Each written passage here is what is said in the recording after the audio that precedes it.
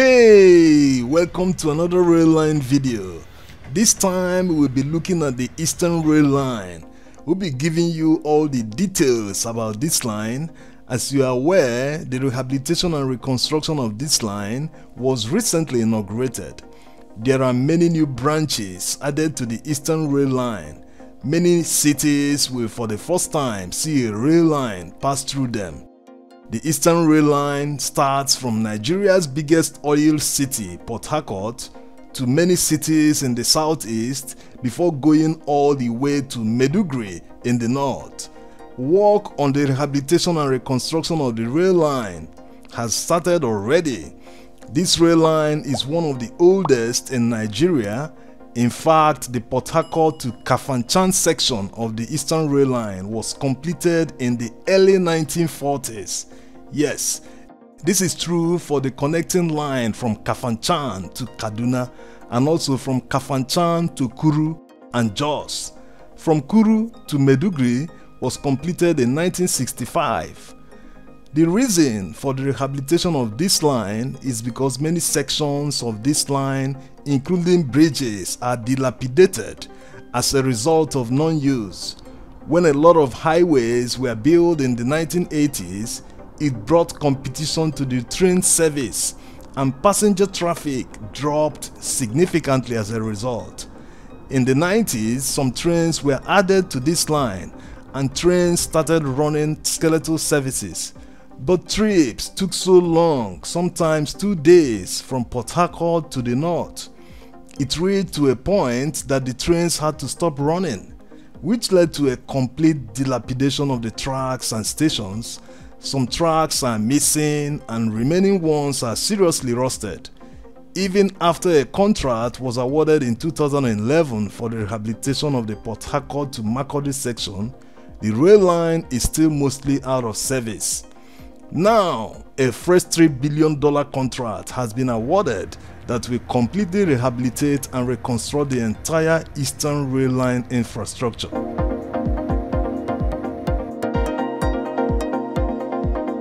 Let's see some details about the existing infrastructure on this line before we get to the many cities and towns that it passes through. The Eastern Rail Line is a single-track narrow gauge designed to handle a maximum speed of 80 km per hour. Even after the rehabilitation and reconstruction, it will still maintain these specs. Yes, the specifications won't change, it will still be narrow gauge. There exists a total of 104 stations at the moment, but like you already know, most of these stations are overgrown by weights and most of the platforms in these stations are damaged. They will close down 43 stations and rehabilitate 61 stations. All these might change in the future if traffic of both passengers and cargo increases. The Eastern Rail Line is dotted with 157 railway bridges. Many of them will be rehabilitated and reinforced, or in the case that some can't be restored, new ones will have to be built. There's also 2,062 existing culverts along the stretch of this rail line. These culverts will also need to be upgraded and rehabilitated. On the tracks, a total of 265 kilometers, including the Kuru to Jos branch, are in good condition. These parts will not be rehabilitated. The locomotives used in this line before it stopped running were the US-made Harcourt MX615 manufactured in the 70s. They will be replaced by the Chinese-made DF4D locomotives. These locomotives can be used for freight or passenger. A lot of people do wonder why we are still using diesel locomotives in 2021. Well, it's because it will cost a lot more to build the power line infrastructure needed to support electric trains. Besides, there aren't many trains currently running on our railway network to justify spending such amount of money. It is actually cheaper to use diesel locomotives when you are running fewer trains. If traffic increases in the future, for instance, if there is up to 100 trains running per day on the Eastern Rail Line, it will make perfect sense to electrify the line and buy electric trains. Right now, the demand or traffic does not justify spending the extra money to electrify the rail lines. We all want a cheap means of transportation. Going electric will make it expensive in the short term because they will be in a hurry to recover the huge sums of money invested. Using diesel locomotives will make fares cheaper in the short term. Let's see what will change when construction of this line finishes in the first quarter of 2023.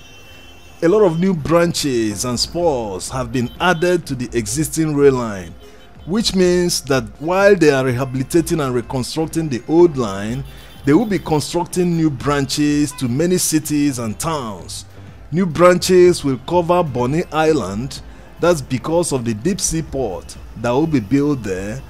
There's another branch to Ubima in the same river state. There's one in Owerri, Awka, Abakaliki, and others. This rail line will still retain the narrow gauge system because of lack of funds. Constructing a standard gauge rail line for the entire 1,443 kilometer stretch of this line would cost a whopping $12 billion. So because of lack of funds, they decided to go for rehabilitation and reconstruction of the rail lines. Going this way costs about 20% of the $12 billion, which amounts to $3 billion. It is expected that they will change the sleepers to concrete instead of the steel that exists on this line. Although in some areas like Kaduna, they will reuse the steel sleepers that are in good condition.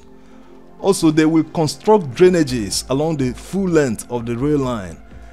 3 comprehensive maintenance depots will be constructed and the rest will have comprehensive maintenance sections.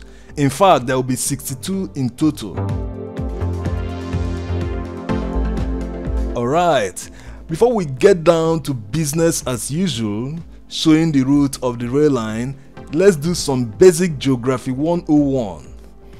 Many rail lines in Nigeria, including this one, derive their name from their geographical location.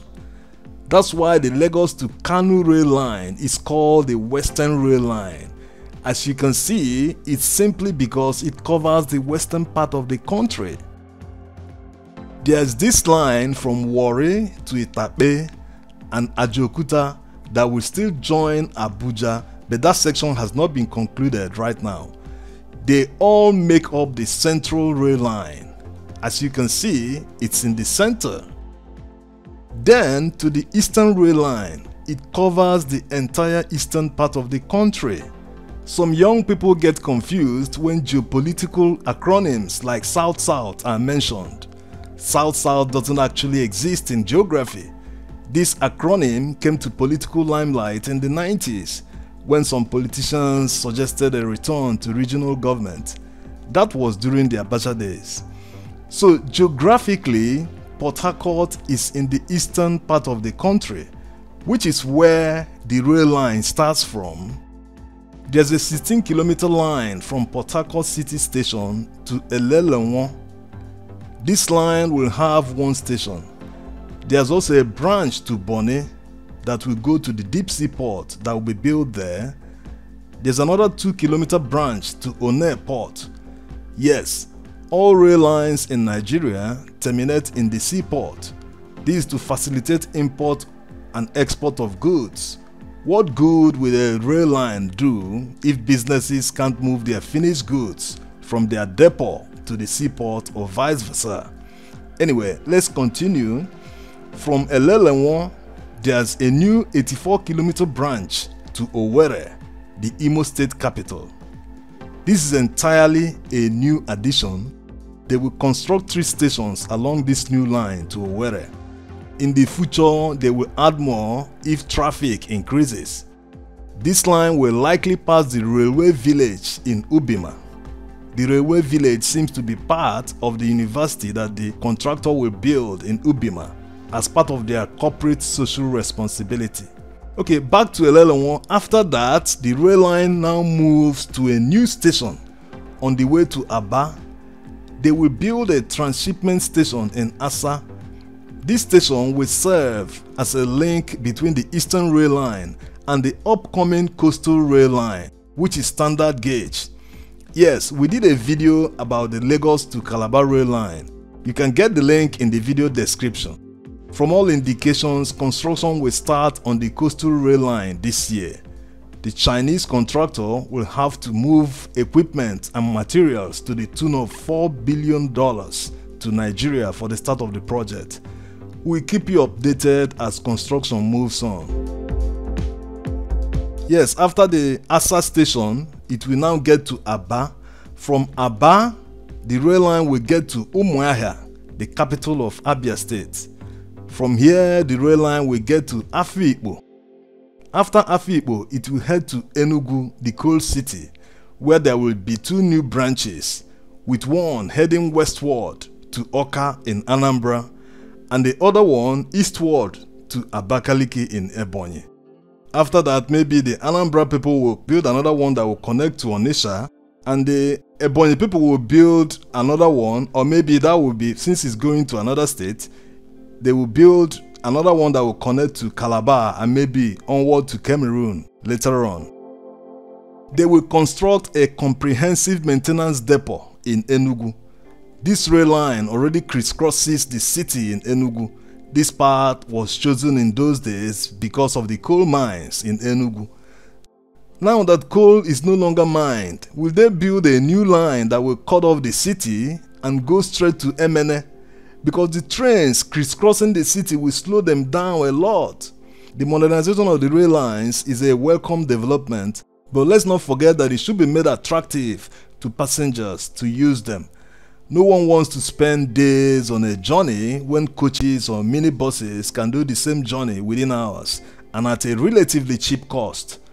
They might also follow the normal route, and in the future, when a standard rail line will be built, they will make the route as straight as possible to make journeys faster.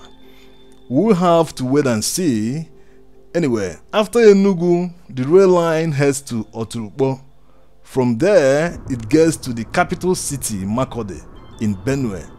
In Makurdi, it passes the western part of the city before crossing the Benue River. From here, it heads to Lafia in Nasarawa. After Lafia, it will enter Kaduna State, passing through Anji. From Anji, it will get to Kafanchan. Kafanchan is another city where the rail line cuts through the center and forms a Y shape, with one going northwest to Kaduna and the other eastward to Kuru. The one that goes to Kaduna is a 200-kilometer connecting line that will connect to Rigachiku, where they will build a transshipment station just like in Asa. This will be an interchange between narrow and standard gauge lines, although they still need to build additional 8 kilometers of standard gauge connecting line from Rigachiku to Rinji section in order to effect the transshipment between the narrow and standard gauge. In Kafanchan, they will also construct a comprehensive maintenance depot just like in Enugu. From Kuru, there will be a 35-kilometer branch to Jos. Like already said, this line is almost in a perfect condition. From Kuru, the line continues to Bauchi. From Bauchi, it will head eastwards to Gombe. From Gombe, it will head north to Yobe State, landing in Goniri. From Goniri, they will construct the new 216-kilometer branch to Gashua that will go northwest, passing through Damaturu, the Yobe State capital, before reaching Gashua. The rail line will continue from Goniri to Maiduguri, the final destination. Maiduguri will also have its comprehensive maintenance depot fully rehabilitated. Funding for this huge project is borne between the government and the Chinese financiers, with the government providing about 15% of the cost, while the Chinese will provide the rest of the $3 billion. When completed, the Eastern Rail Line will connect 14 states in eastern Nigeria by rail. It will facilitate movement of goods and people from industrial hubs to agricultural hubs and vice versa. The Eastern Rail Line will open up the eastern seaports for heavy use, thereby reducing the dependency on Lagos ports. This will seriously help farmers to not only increase the export of their produce, but also scale up their farms, because they will now have an increased access to other markets, especially with the Africa Continental Trade Deal. If rail lines that will facilitate easy movement of goods and services do not exist, Nigeria will not be able to take full advantage of the Africa Continental Trade Area. Even without looking at exports and concentrating on the local Nigerian market, this rail line coming on stream will reduce food prices in the southern part of the country, because it costs a lot to transport goods by road. It will also reduce the cost of hauling finished goods from the south to the north. At the moment, it costs more to move a container from Lagos to Maiduguri than it costs to ship the container from a foreign country to Nigeria. What about raw materials? The impact will be enormous on the mining industry, because transportation costs within Nigeria, not to talk of export, will be significantly reduced. Generally, this rail line will bring a lot of relief and reduce overdependence on the highways. It will also create a lot of employment, not just the employment that will be created during the construction process. No, it is the effect that it will have on the overall economy. When manufacturers get access to new markets, they will definitely expand to accommodate the new market. And we all know the result of the expansion: employment.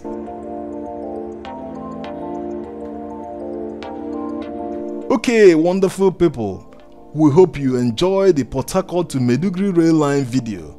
Make sure to like the video and subscribe to our channel if you haven't done that. Be rest assured that we'll be bringing you updates on the project as it progresses. Till next time, thanks for watching.